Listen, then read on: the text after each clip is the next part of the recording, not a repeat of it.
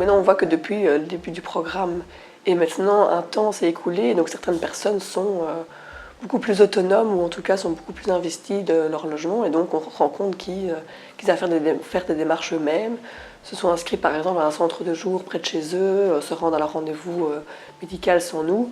Et donc on se rend compte que petit à petit, l'accompagnement est moins intense et se fait beaucoup moins aussi. Un des objectifs, c'est effectivement d'un moment de ne pas créer de dépendance vis-à-vis de l'équipe d'accompagnement et de permettre l'intégration dans ce qu'on appelle les services communs généraux où monsieur et madame tout le monde vont. Donc si on veut aller faire du sport, on ne va pas faire du sport avec des gens pauvres dans un club pour gens pauvres, mais on va faire du sport n'importe où monsieur et madame tout le monde pourraient se rendre.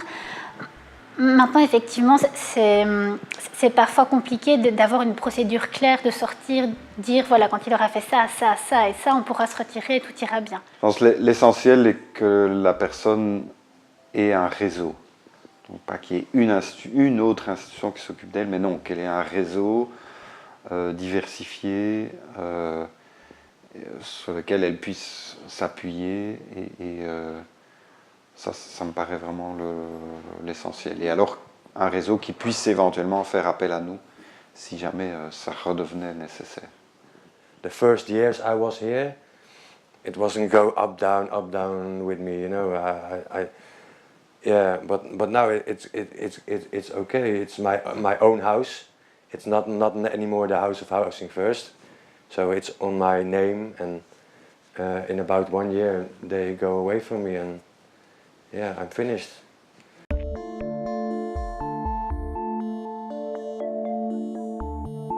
Donc les équipes d'accompagnement Housing First sont vraiment confrontées au quotidien à un public extrêmement fragile qui a un long parcours de vie en rue, des problématiques de santé mentale, d'assuétude, et c'est vraiment au quotidien qu'ils sont confrontés à ces difficultés-là et essayer de néanmoins contribuer au maintien en logement de ce public qu'on estimait peut-être pas capable de se maintenir en logement.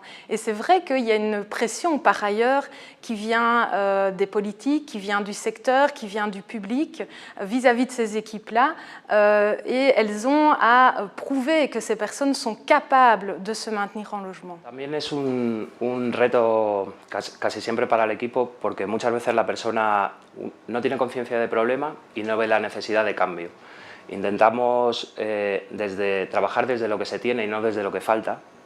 Si eres una buena persona, centramos ahí, pero ¿qué te gustaría hacer con tu bondad? A lo mejor, ¿y qué impedimentos tienes? Y a lo mejor ahí ponemos enfrente de la mesa que lo que te está obstaculizando el cumplimiento de tus objetivos es tu propia adicción.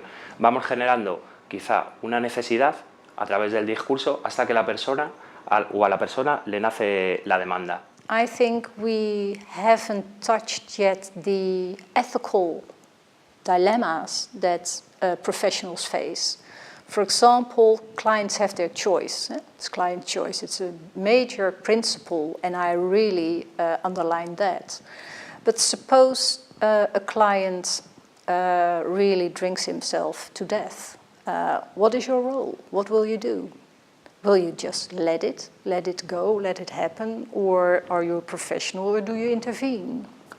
And I think dealing with those ethical issues, I think professionals deal with them all the time.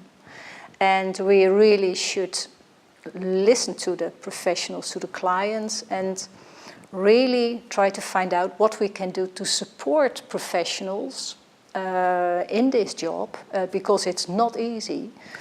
And we really should invite them to not try to solve these problems and dilemmas themselves, but to really to learn to work in a kind of community of practice, in a team, where they can consult each other and perhaps also specialists or other people. L'équipe est parfois confrontée à des situations où la personne se met extrêmement en danger ou met extrêmement en danger d'autres personnes. Et donc, dans ces cas-là, il y a des lois dans chaque pays qui permettent de protéger la personne d'elle-même et donc en Belgique ça s'appelle la mise en observation, en tout cas d'hospitaliser cette personne sous contrainte. Ce sont des situations évidemment extrêmes auxquelles on n'aboutit que dans la mesure où toutes les autres solutions ont été passées en revue et où vraiment on n'a plus aucune autre alternative. Ça arrive dans notre pratique. Et en général, on essaye d'aborder cette question avec la personne dès le début de l'accompagnement.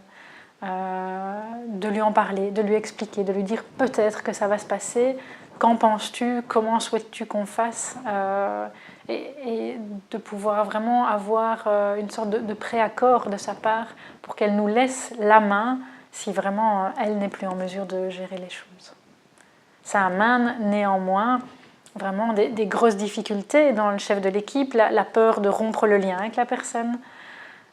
C'est très violent de contraindre quelqu'un à une hospitalisation. Ça se passe souvent pas dans la douceur, ça entraîne parfois l'intervention de policiers, donc ce sont des choix très très durs à prendre, mais en même temps qui font partie des situations qu'on doit gérer dans un projet Housing First.